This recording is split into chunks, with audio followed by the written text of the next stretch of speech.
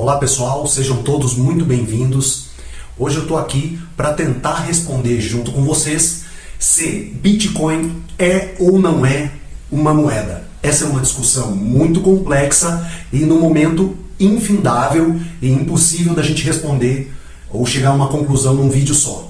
Então, para responder se Bitcoin é ou não é uma moeda, nós vamos lançar mão das convenções adotadas pelas escolas de economia e pelos economistas do que um artigo, uma mercadoria, um bem ou um objeto precisa para ser considerado uma moeda. E para isso nós temos aqui as principais características e funções de uma moeda. Vamos começar então? Vamos lá. A primeira delas seria a aceitabilidade. No caso das moedas fiat, essa aceitabilidade no comércio, nas transações financeiras, enfim, ela é feita pelos governos hoje em dia de forma imposta. Ou seja, nós temos aí a moeda de curso forçado, ok? Então, essa aceitabilidade, ela é forçada pelos governos, né? Ninguém usa o real brasileiro porque gosta, porque acha que é melhor, mas sim porque isso é colocado pelos governos. Ok? Então nós temos, no caso do Bitcoin, a aceitabilidade geral no comércio? Não, isso é muito pequeno. Nós temos aceitabilidade em um país do mundo que chama-se El Salvador, que hoje em dia o Bitcoin lá é considerado como moeda de curso legal, aprovado e sancionado, tudo dentro da lei, tudo direitinho, mas é algo muito reduzido. Então eu vou colocar a resposta aqui de não, ok? Seguindo aqui, uma moeda precisa ter durabilidade através do tempo, ou seja, ela não pode se desfazer muito fácil. No caso da moeda fiat, a gente tem as moedinhas o dinheiro, né, que a gente usa hoje em dia, as moedinhas de metal, e temos as cédulas de papel, que tem uma certa durabilidade sim, né? Não é eterno, mas tem a durabilidade sim. No caso do Bitcoin, nós temos a durabilidade do Bitcoin? Sim, o Bitcoin pode ser considerado infinitamente durável se você acredita nessa tecnologia, se você acredita nos protocolos do Bitcoin. Então, durabilidade, sim. Vamos para a próxima aqui, que seria a homogeneidade. O que seria isso? Uma nota de 20 reais é exatamente igual a uma outra nota de 20 reais. Você pode juntar as duas e comprar algo de maior valor. No caso do Bitcoin, a homogeneidade, ou também alguns livros, né, que usam a uniformidade, né, da moeda. No caso do Bitcoin, nem é necessário falar, porque assim, a unidade de Bitcoin é a menor unidade que a gente tem, um Satoshi. Então um Satoshi é digitalmente igual a um outro Satoshi, ok? Então nós temos uma uniformidade no padrão ali das moedinhas do Bitcoin, ok? Então, sim, divisibilidade da moeda. Você tem que ser capaz de quebrar em valores menores para que você possa negociar ou comprar aquilo que você deseja. No caso do Bitcoin, a gente tem até 0,00008 casas decimais. Você pode fracionar o Bitcoin em até 8 casas decimais, ou seja, a menor partezinha do Bitcoin vai ser um Satoshi, ok? No caso da moeda fiat, ou no caso do nosso real brasileiro aqui, nós temos 1 centavo. No caso do Bitcoin, ele é mais fracionável ainda. Então, divisibilidade, sim. Transferibilidade também tem a ver aqui com a portabilidade, então esses dois vão estar juntos aqui, né? Transferibilidade é a facilidade que a gente tem de passar essa riqueza para um outro portador, ok?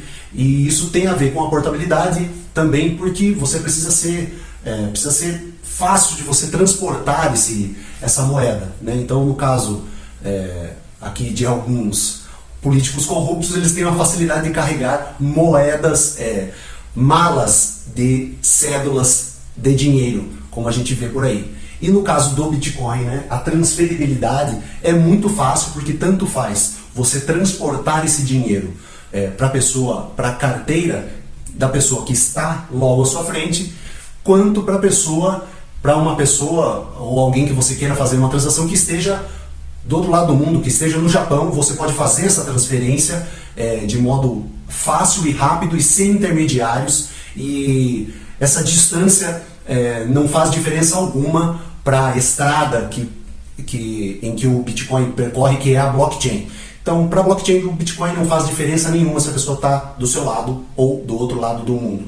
Então, a transferibilidade, muito fácil. A portabilidade, então, é praticamente o mesmo conceito. Se você tem as suas chaves privadas, você pode acessar os fundos da sua carteira em qualquer parte do mundo, sem ter que carregar nada.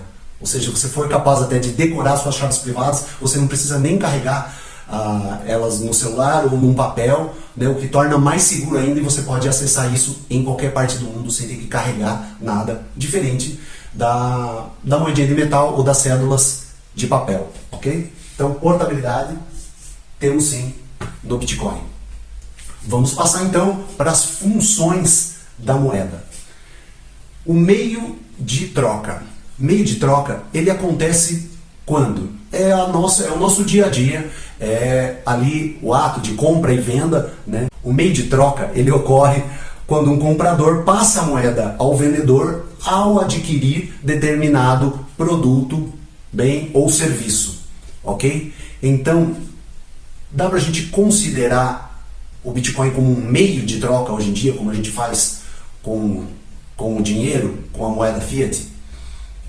Eu creio que não. No caso de El Salvador, que regularizou isso, tornou isso possível através também da imposição do governo, isso está ocorrendo lá em El Salvador. O Bitcoin é um meio de troca. Mas eu acho que o Bitcoin pode ser um possível meio de troca no futuro. Muitas empresas, instituições e países também estão aderindo ao Bitcoin.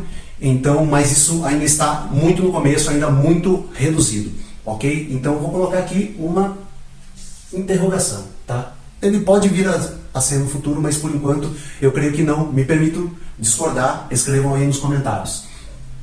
Unidade de conta.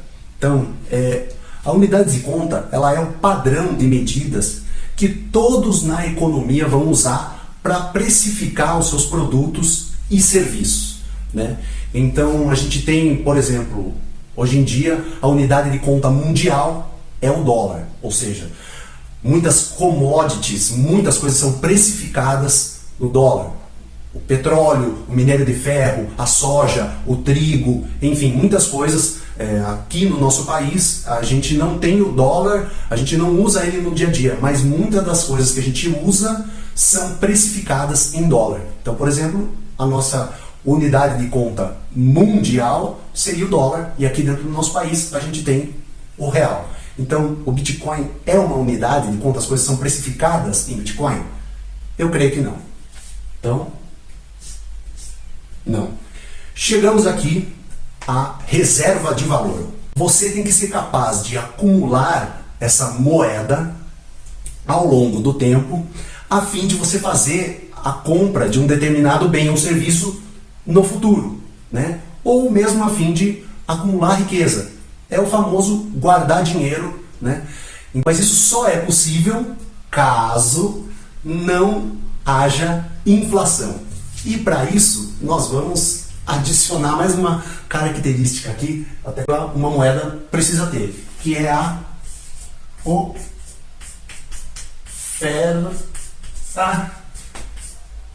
limitada.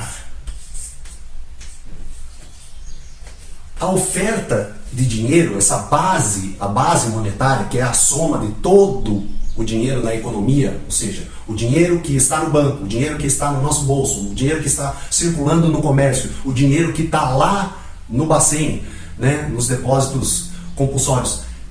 Tudo isso faz parte da nossa base monetária. E quem controla essa base monetária são as instituições financeiras, que são controladas pelo governo. Mas pensem comigo, a gente tem aqui o controle, né, da emissão da moeda aqui, controlada pelo governo. E do outro lado você tem um Estado que é ineficiente, um Estado gastador, e que sempre gasta mais do que arrecada. Ele sempre está criando déficit. Isso é sempre assim. Todos os países têm um nível de dívida considerável. O nosso país também. Os Estados Unidos também, enfim. A questão é que esse controle da emissão da moeda sendo feito pelo governo é algo assim inevitável de se acontecer uma expansão monetária, ou seja, cada vez mais quando os problemas surgem, eles recorrem a colocar mais moeda na economia, seja para aquecer a economia, seja para sanar as suas dívidas, sanar os déficits, ok? Então sempre vai ser prejudicial, porque essa oferta ilimitada de moeda que a gente tem nos governos, né, na nossa moeda fiat, isso vai causando cada vez mais ao longo do tempo a inflação e a diminuição do nosso poder de compra. No caso do Bitcoin, a oferta está limitada a 21 milhões. E somente isso. Isso está definido no protocolo do Bitcoin. Isso é da natureza do Bitcoin, somente 21 milhões. Então, essa oferta limitada aqui, eu vou colocar Bitcoin aqui, ganhou mais essa oferta limitada, ela tem muito a ver aqui com a reserva de valor, porque para uma coisa ter valor ao longo do tempo, ela precisa ser escassa. E sem essa escassez, essa reserva de valor vai caindo ao longo do tempo. Isso aconteceu até mesmo com uma moeda que a gente considera estável, que é o dólar. Nos últimos tempos, o dólar tem perdido o poder de compra. A gente tem uma inflação ali, principalmente agora no governo Biden, uma inflação considerável nos Estados Unidos nos últimos tempos. Então, Bitcoin é uma reserva de valor ao longo do tempo? Eu vou colocar que sim, porém, a gente tem que levar em consideração que no curto espaço de tempo, o Bitcoin sim é muito volátil. Mas nos seus mais de 10 anos de vida, o Bitcoin tem só crescido em valor de mercado e no valor, no poder de compra dessa moeda, que seria o Bitcoin.